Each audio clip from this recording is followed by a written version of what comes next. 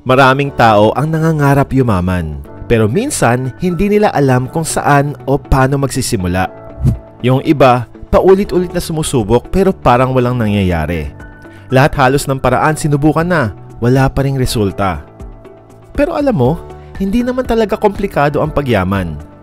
Minsan yung mga simpleng habits at tamang pag-uugali lang araw-araw, yun talaga ang game changer.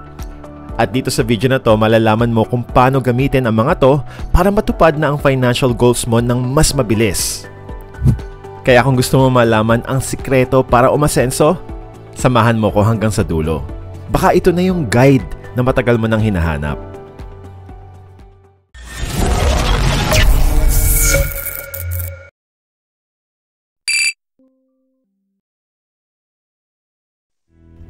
Siguro napaisip ka din at one point kung ano yung pinagkaiba ng mga very successful mayayaman na tao sa karamihan. Madaling i-assume na baka mas matatalino sila, mas magagaling, o mas swerte lang. Pero paano kung ang talagang sikreto sa pagyaman ay simple lang katulad ng mga bagay na kayang-kaya mo ding gawin? Merong success blueprint, mga set of daily habits na kapag sinunod mo, can change your life. Ganito kasi yon. Hindi mo naman talaga direktang pinipili kung ano yung magiging future mo. Ang pinipili mo ay yung mga habits mo. And your habits shape your future. Maliban sa pagtama ng jackpot sa loto, wala naman talagang naging successful at yumaman overnight. Wala ding naging failure overnight. Success o failure is simply the result of small efforts na ginagawa mo everyday. O in other words, your daily habits. So kung ready ka na to take full control of your destiny, let's go!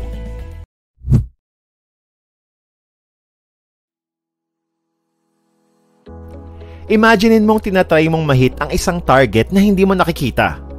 Kung wala kang clear goals, that's exactly what you're doing in your life. Alam ko, gasgas na to. Pero setting clear goals kasi is the foundation of success. Pinapakita kasi nito sa'yo yung eksaktong target na dapat mong mahit. Ito yung gagabay sa mga actions at decisions mo every step of the way. Ang mga successful na tao, hindi pinapaubaya sa chance o luck yung future nila. Dinidefine nila exactly what they want to achieve. Magsimula ka sa pag-identify ng talagang gusto mo. Mapa financial freedom man yan, career advancement o personal growth.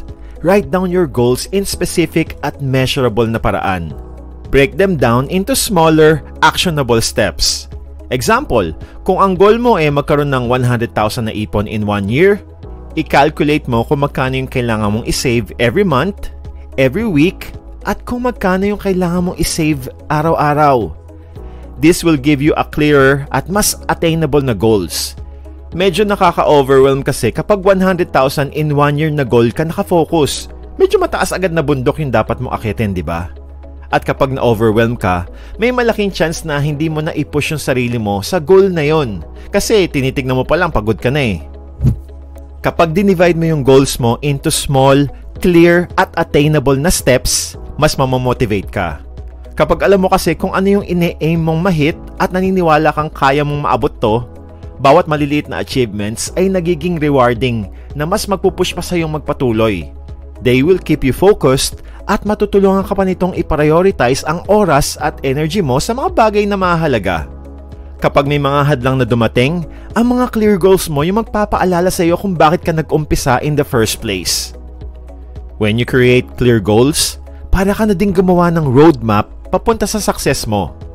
So take the time to define your goals and divide it into small achievable steps, and before you know it, palapit ka na ng palapit sa pangarap mo.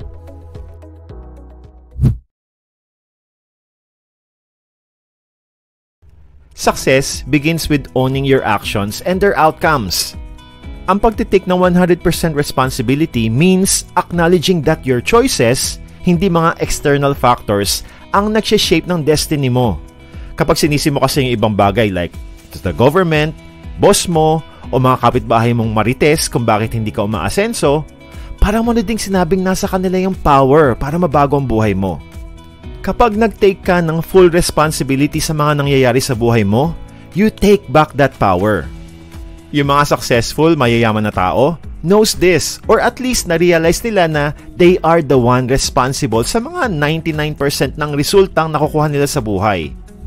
When you take the full responsibility, you shift your mindset from victim to victor mentality. Halimbawa, kung may problema ang finances mo, kinakapos ka lagi, walang ipon, instead of blaming the economy o the president, rally dito, rally doon, o kesa sisihin mo yung singkunat ng kalamaris mong boss, you evaluate your spending habits o maghanap ka pa ng paraan para mapataas ang income mo at educate yourself more tungkol sa financial literacy at financial management. Itong positive attitude na to turns problems into opportunities for growth. Taking full responsibility also builds resilience. Yung kapag may setbacks o failure na nangyari, tinitingnan mo to bilang valuable lesson kaysa pagkatalo lang. Ang ganitong mindset helps you bounce back stronger at hungrier para mag-succeed. Lagi mong tanongin yung sarili mo, what can I learn from this? O kaya, paano pa kaya ako mag-i-improve? Hindi yung, ay, nako, ganito na talaga siguro ang buhay. Lagi na lang akong sawi. Okay lang, at least cute naman ako. Sa madaling salita, taking 100% responsibility sa buhay mo ay parang pagiging isang architect of your future. You are in control.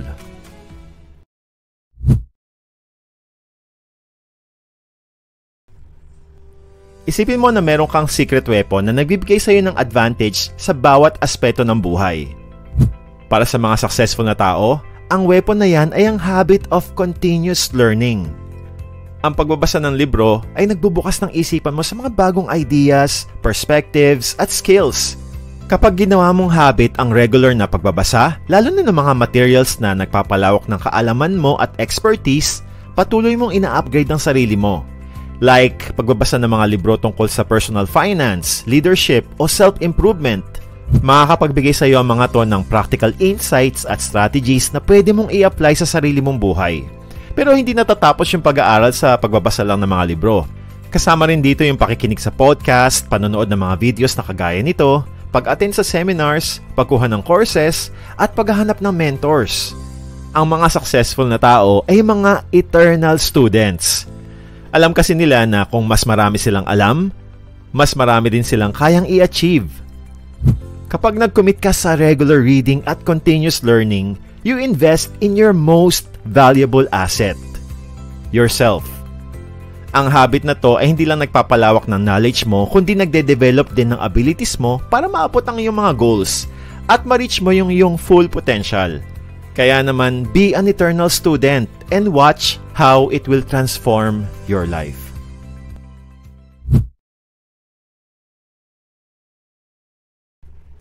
Ang time, ang pinakamahalagang resource na meron tayo. Pero madalas din natin itong nasasayang. Ang effective time management ay isang crucial na habit na minaster ng mga successful na tao. It's about making the most out of every hour and prioritizing tasks that bring the most value. Ang mga millionaires ay maingat na pinaplano yung araw nila. They divide their goals into daily tasks at ini-schedule nila na maayos yung kanilang oras to ensure na they stay focused at productive. Doing this, naiiwasan nilang ma-overwhelm ng mga hindi gaano mahalagang bagay. Example, they tackle the most challenging and rewarding task first at hinuhuli nila yung mga pinakamadadali. Yung approach na to ay hindi lang magpapataas ng productivity mo, kundi magpapababa pa ng stress. Gumamit ka ng tools tulad ng calendars, to-do list, at productivity apps to organize your task and keep track of your progress. At syempre, managing time effectively means setting boundaries. Yung mga successful na tao ay hindi natatakot na humindi sa mga distractions and commitments na hindi naman in line sa goals nila. Alam nila ang kahalagahan ng pagbalanse ng trabaho at pahinga. They make sure na may oras sila para sa personal growth, exercise, at relaxation. Mastering time management enables you to achieve more in less time. It's about working smarter, not harder. It's about ensuring na every moment you spend will bring you closer to your goals.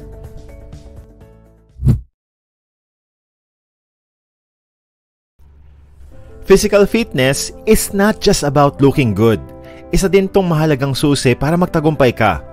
Yung daily exercise ay isa sa mga habits na pinaprioritize ng karamihan ng mga successful na tao dahil malaki na itutulong nito sa pag-improve ng physical at mental well-being natin. Ang exercise ay nagpapataas ng energy levels natin na tumutulong sa iyong harapin yung mga importante mong gawain ng mas masigla at efficient. Kapag ikaw ay nag-exercise, naglalabas yung katawan mo ng endorphins, which improves your mood at nagpapawala pa ng stress. Yung positive energy na to ay nadadala mo sa work mo, making you more focused at productive. Bukod pa dito, ang regular exercise ay tumutulong na mapanatili kang healthy, na syempre, nagpapababa ng risk na magkasakit ka na pwedeng makapagpadelay ng progress mo para umasenso. Para sa karamihan ng mga millionaires, ang pag-exercise ay isang non-negotiable na bahagi ng kanilang daily routine. Mapa-morning jog man yan, pag-workout sa gym, o yoga. Incorporating exercise into your daily schedule also builds discipline and commitment, mga crucial traits para ma-achieve mo yung mga long-term goals mo. And after all, aanhin mo naman yung milyon-milyon kung hindi ka naman healthy para ma-enjoy yon, di ba?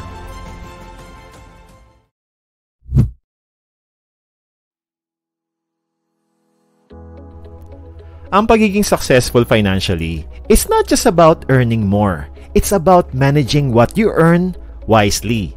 Smart budgeting at financial planning are essential habits na malaki ang naitutulong sa iyo pagdating sa financial stability at growth. Paano? First, budgeting. It's about creating a plan para sa pera mo, detailing how much you earn and how much you spend. Ang mga mayayaman ay maingat na tinatrack ang kanilang mga gastos. They aim to live within their means. Pinaprioritize nila yung mga importanteng bagay at pinuputol hanggat kaya nila yung mga hindi naman ganong kaimportante. Kaya naman may pera silang nagagamit sa investments at businesses. As a result, they get richer. Complete opposite naman yung ginagawa ng karamihan. Pag nakuha yung pera, bili agad ng mga bagay na gusto nila kahit madalas, hindi naman nila talaga yun kailangan. Bahala na si Batman. Kung may matira, yun yung pagkakasyahin sa mga pangangailangan. Ang problema, madalas wala o kulang na yung matitira para sa pang-araw-araw. Kaya nauuwi tayo sa pangungutang eh. Kaya naman sobrang importante ng pagbabudget kung gusto mo talagang umasenso kasi ikaw yung in control kung saan mapupunta yung pera mo. Pansin mo, mainit sa kamay ang pera.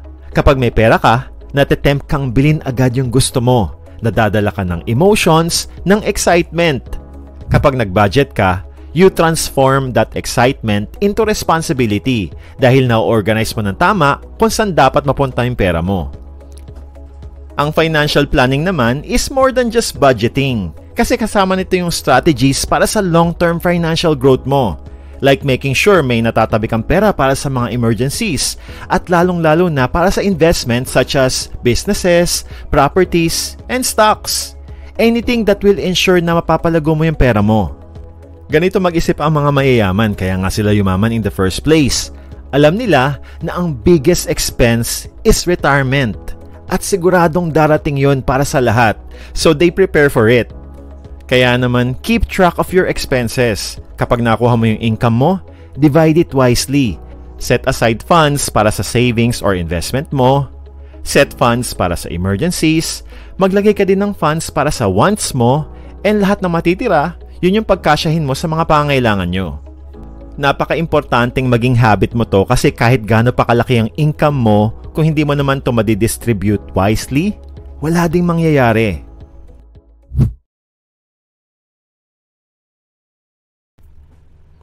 Very small ang chance na mag-succeed ka nang ikaw lang mag-isa.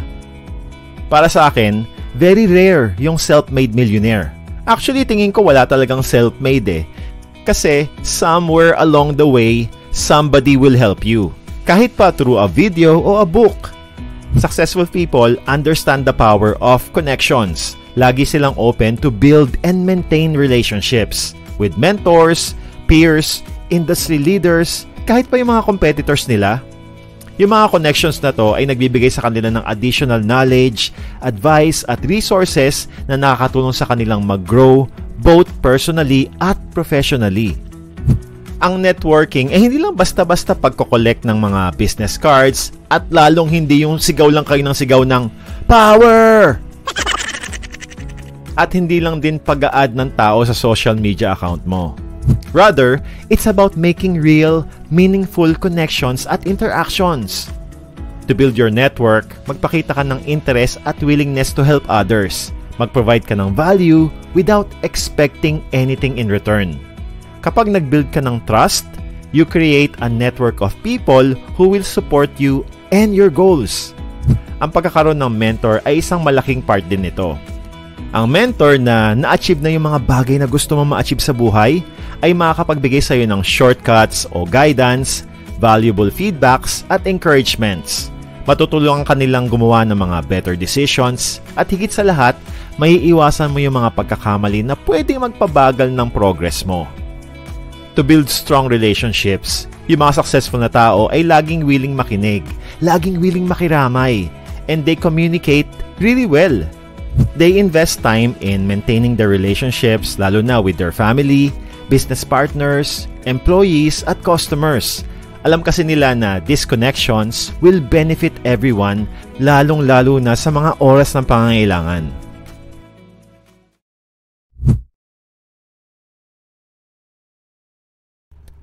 Ang self-discipline is the ability to stay focused, the power para labanan ng mga temptations, at ang pagpupursiging maabot ang mga goals mo sa kabila ng sunod-sunod na pagsubok at distractions. Alam ng mga successful na tao na ang self-discipline ay isang mahalagang susi para matupad ang kahit anong pangarap. Tignan mo na lang yung mga pinaka-successful na tao sa kahit anong field, like yung forever nating idol na si Kobe. Nakwento niya na habang yung ibang mga teammates niya hanggang madaling araw na happy-happy nagpa-party sa club, he was already there in the gym working out. Siya yung pinakaunang dumarating sa court at siya din yung pinakahuling umaalis. Mind you ha, this has been his training routine everyday kahit superstar na siya. Imagine kung ano ang pwede mo ma-accomplish if ma-adapt mo ang kahit 10% lang ng Mamba mentality niya. So, paano mo mapapractice ang self-discipline effectively? Mag-establish ka ng daily routines. Gumawa ka ng structured daily schedules that include time for work, exercise, reading or time for learning, at finally, relaxation o family time. By practicing self-discipline, you take control of your actions and their outcomes. Kasi this is a powerful habit na tutulong sa iyong mag-stay on track, ma-overcome yung mga pagsubok, at ma-achieve ang goals mo.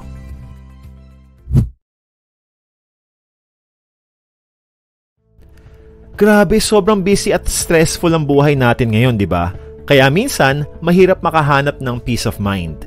Pero yung mga successful na tao, madalas gumagamit ng meditation at mindfulness para maging mas okay yung pakiramdam nila.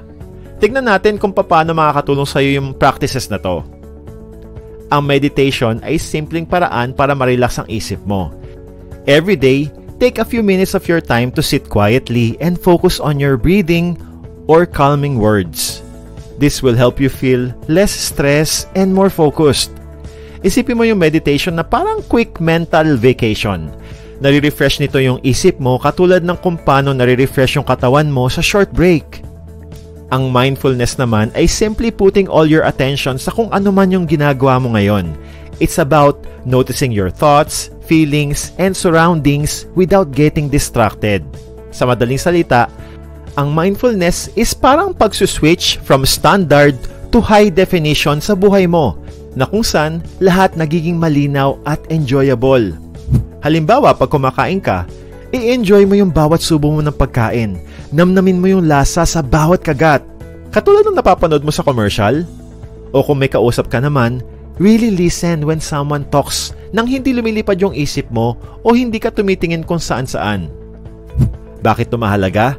Kasi kapag nagme-meditate ka at nagpa-practice ka ng mindfulness, nagkakaroon ng space sa isip mo para sa creativity at bagong ideas.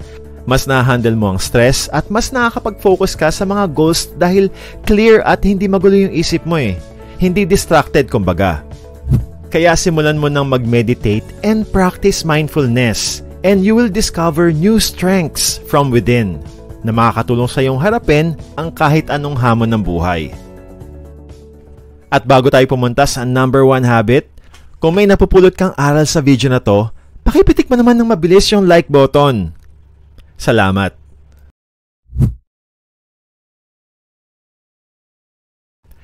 Isa sa pinakamahalagang habits ng mayayaman at successful ay ang smart investing. Ang habit na to ay hindi lang magsesecure ng financial future mo, kundi tumutulong din tong ma-achieve mo yung mga ibang big goals mo sa buhay. Ang mga financially successful na tao understand na ang pagbuo ng yaman ay isang long-term game. Hindi sila umaasa sa swerte o mabilisang panalo. Sa halip, gumawa sila ng informed decision at hinayaan nila yung pera nila yung magtrabaho para sa kanila over time. Wise investing is about creating a strong financial foundation na kayang harapin ang anumang bagyo. Isipin mo yung pag-i-invest na parang pagtayo ng isang matibay at malaking bahay. Kailangan mo ng solid foundation para masiguro na matatag to at kayang harapin ang kahit anong panahon. Maraming klase yung investments. Ang pinaka-common ay stocks or buying shares in a company, bonds o lending your money to a company or government, real estate, investing in properties, o mutual funds o yung pagsama-sama ng pera with others to invest in a collection of stocks and bonds. Bawat uri ng investment ay may sariling risk at rewards, kaya you need to diversify. Ang pag-diversify ng investments mo can protect you from significant losses at magpapataas pa ng tsansa mong magkaroon ng steady growth. Isipin mo na ang diversification ay parang pagkakaroon ng balanced diet. Katulad ng iba't ibang pagkain na nagbibigay sa iyo ng iba't ibang nutrients, different investments provide different benefits. At syempre, ang isa sa pinakapaborito kong pag-investan ay ang stock market dahil malaki yung potential nito for growth at pwede mong umpisahan agad. Ang stock market can be volatile in a short term, pero historically, nagbibigay ito ng magandang returns sa long term. Ang pag-invest sa stock market ay parang pagtatanim ng puno. Kailangan ito ng oras para lumaki. Pero with patience, pwede ito magbigay sa iyo ng malaking reward. Hindi mo naman kailangan ng malaking pera to start. 1,000 pesos lang, pwede ka na makapag-invest sa stock market. Ang susi dito ay patience and time. Kaya habang may panahon pa, umpisahan mo na.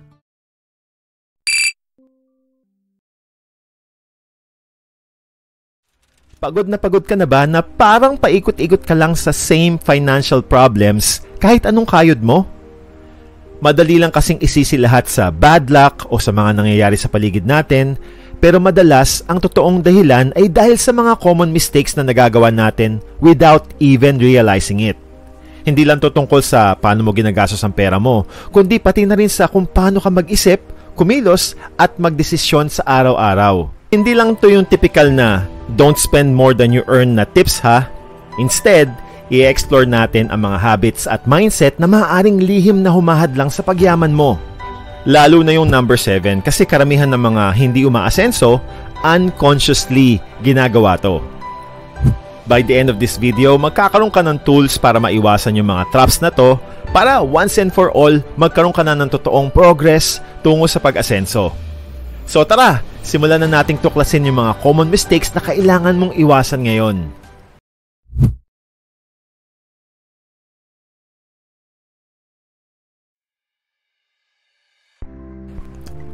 Naranasan mo na bang bumili ng isang bagay just because it feels good at the moment? Like bagong gadget, a fancy jacket, kahit madalas namang mainit dito sa Pilipinas. O mamahaling bag na hindi mo naman talaga kailangan. Ito yung tinatawag nating instant gratification. Yung kagustuhan nating makuha ang isang bagay agad-agad nang hindi iniisip kung paano ito makakaapekto sa hinaharap natin. The problem with chasing instant gratification ay mabilis nitong nauubos yung finances natin. Kapag gumastos ka sa mga bagay na nagbibigay lang ng pansamantalang saya, madalas mong nakakalimutan yung mas malalaking goals mo tulad ng pag-iipon para sa bahay, pag-pay off sa mga utang, o pagbuo ng emergency fund. Alam ko, iniisip natin, hindi naman kalakihan ng majority ng mga expenses na to, pero over time, they add up. at magresulta sa cycle ng living from paycheck to paycheck. Pero hindi lang pera ang usapan dito ha.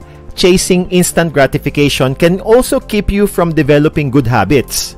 Example, kung palagi mong pinipiling mag-relax imbes na trabahuhin yung side hustle mo o mag-aral ng bagong skill, you will miss out on opportunities na mag-improve pa at mapataas ang income mo. So paano mo maiiwasan ang trap ng instant gratification?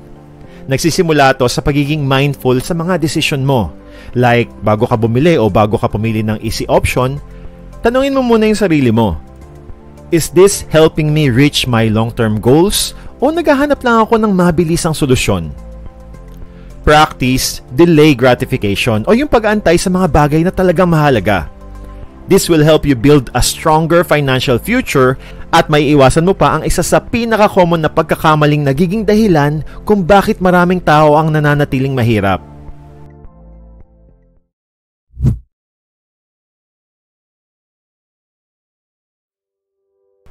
Nakaka-tempt naman talagang hanapin yung mga shortcuts sa buhay. Yung mabilis na pagyaman, pag-iwas sa hard work, o palaging pagpili ng mga pinakamadadaling way. Pero ang totoo, very rare ang easy way patungo sa financial success. When you constantly look for the easiest route, madalas kang nakakagawa ng mga desisyon na mas malaki pa ang nawawala sa iyo sa huli.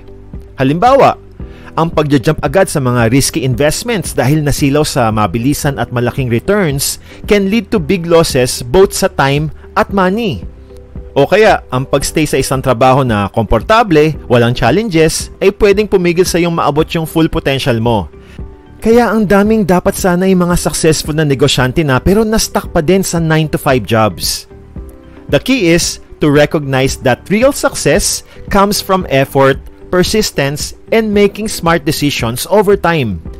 Kesa maghanap ka ng easy way out, mag-focus ka sa pagbuo ng mga solid na habits tulad ng consistent na pag-iipon, tamang pag-i-invest, at tuloy-tuloy na pag-aaral at pagde-develop pa ng mga skills mo. Yes, kailangan ng oras at effort dito pero ito yung magdadala sa iyo sa pangmatagalang financial stability at pag-asenso.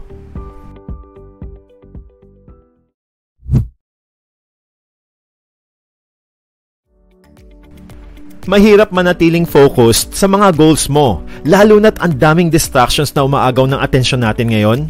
Pwedeng social media, bagong hobbies, o simpleng mga bagay sa araw-araw na buhay. Kaya naman madaling mawala sa isip natin yung mga bagay na talagang importante. When you get distracted, bumabagal yung progress mo. Like, imbes na makaipon ka para sa malaking goal mo, you might find yourself spending on things na you don't really need dahil distracted ka. O kaya, you might start strong on a budget or savings plan pero unti-unti mo naman tong napapabayaan kapag may dumating na mas exciting na bagay. Kaya naman palagi mong i-remind ang sarili mo kung bakit mahalaga sa iyo yung mga goals mo.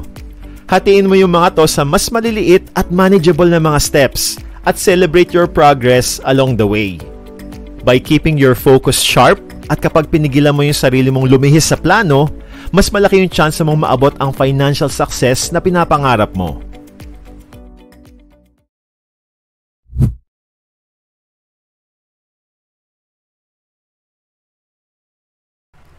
Maraming tao ang umiiwas sa mga mahihirap na financial decisions o sa mga hindi komportabling usapan tungkol sa pera. Mas madali kasing takasan ng discomfort. Pero ang pag-iwas na to ay maaaring pumigil sa iyong umunlad financially. Katulad ng pag-negotiate ng raise sa sahod mo, pag-uusap tungkol sa mga utang with your partner, o pagde-decide na magbawas ng mga gastusin. Kapag iniiwasan mo yung mga challenges na to, madalas itong nauuwi sa mga missed opportunities o tuloy-tuloy na financial stress. The truth is, ang pag-i-ignore sa mga problema will not make them go away. Kadalasan, lalo lang itong lumalala. Ang solusyon? Face these difficult conversations and decisions head-on. Ang pagiging proactive at honest sa sarili mo man o sa iba can lead to better financial outcomes and less stress in the long run. Lagi mong tandaan na pansamantala lang yung discomfort, but the benefits of making smart, tough choices can last a lifetime.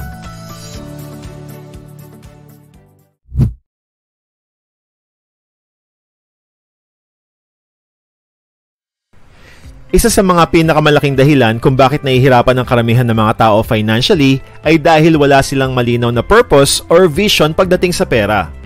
Parang nagdadrive ka nang hindi mo alam kung saan yung pupuntahan mo. Natural maliligaw ka, masasayang yung oras, energy at pera mo. Think about it like this. Kung hindi mo alam kung ano yung gusto mo ma-achieve, madali ka madidistract sa kung ano-anong bagay. Kunyari, wala kang klarong savings goal. Pwedeng mapunta lang yung ekstrang pera mo sa mga bagay na nagpapasaya sa'yo ng saglit, tulad ng bagong gadget o pagkain-kain sa labas.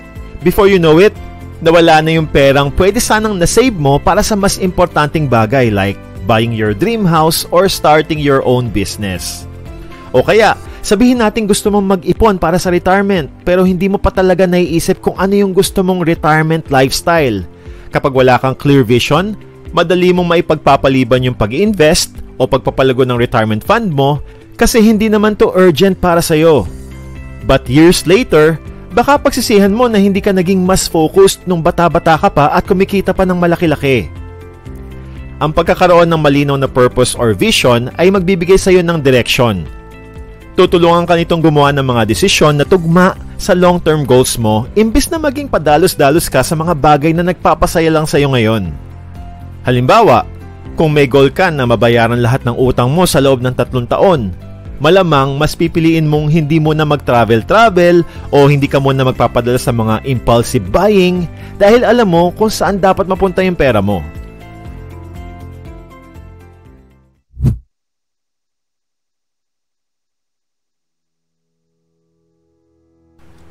Normal lang naman na gusto mong gumawa ng tamang desisyon as much as possible, lalo na pagdating sa pera. Pero may malaking pagkakaiba ang pagpa-plan carefully at overthinking. Kapag na-stuck ka sa walang katapusang pagre-research, pagka-compare ng options, at sa mga paano kung na tanong, you end up stuck and unable to make decision. Ito yung tinatawag na analysis paralysis. Ang problema sa sobrang pag-a-analyze ay it stops you from moving forward. Like, ilang buwan ka nang nagko-compare ng okay na investments, stock market ba, mutual funds, o Pag-ibig MP2, o kaya naman ilang taong ka nang nag-iintay ng perfect na panahon para magsimula ng negosyo. Habang hindi mo napapansin, dumaan na pala yung mga good opportunities na hindi mo na-take advantage. In reality, bihirang-bihira ang perfect decision. Lagi naman kasing may kaunting risk na kasama. Ang mahalaga ay hindi yung makagawa ka ng perfectong desisyon, kundi yung makagawa ka ng good enough choice and then committing into action kasi pwede mo namang i-adjust at i-improve yung choices mo along the way eh. Para maiwasan ang analysis paralysis, mag-set ka ng deadline para sa decision-making process mo. Kunin mo yung mga importanteng information, weigh your options, and then make the first step. Then, adjust along the way kung kinakailangan. Dahil action is what turns ideas into reality. Nike says it all. Just do it. Bago tayo pumunta sa number 7, pakipitik mo naman yung like button kung may napupulot kang aral sa video na to. Salamat.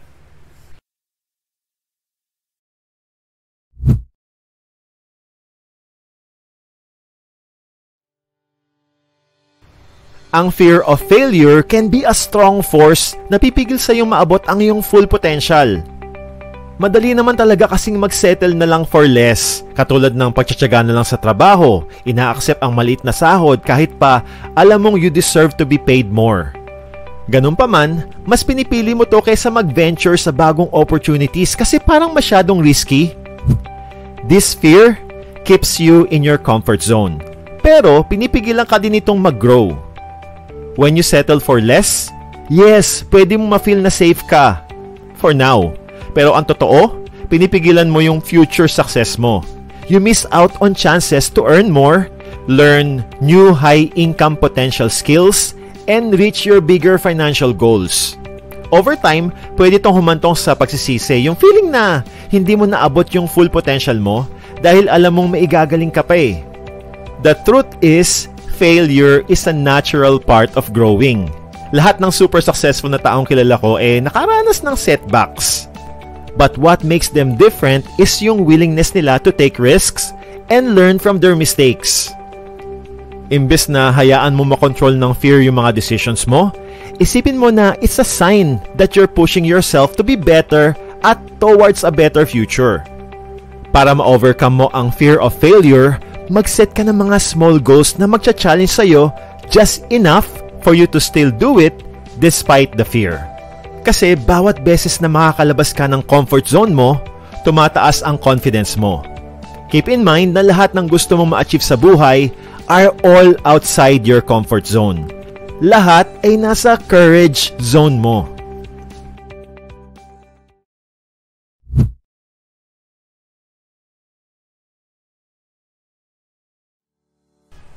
Ang success, lalo na financially, is not about quick fixes o paggawa ng tamang desisyon paminsan-minsan. It's about consistently making the right choices over and over and over again. Kung walang self-discipline at consistency, kahit gaano pa kaganda yung financial plan mo, wala pa ding mangyayari. Kasi self-discipline helps you stay on track kapag natutukso kang gumastos sa mga bagay na hindi mo kailangan o kapag natitempt kang mag-skip ng saving goals mo. Ang consistency naman means showing up every day, making small but steady progress at pag-stay committed para ma-achieve mo yung long-term goals mo.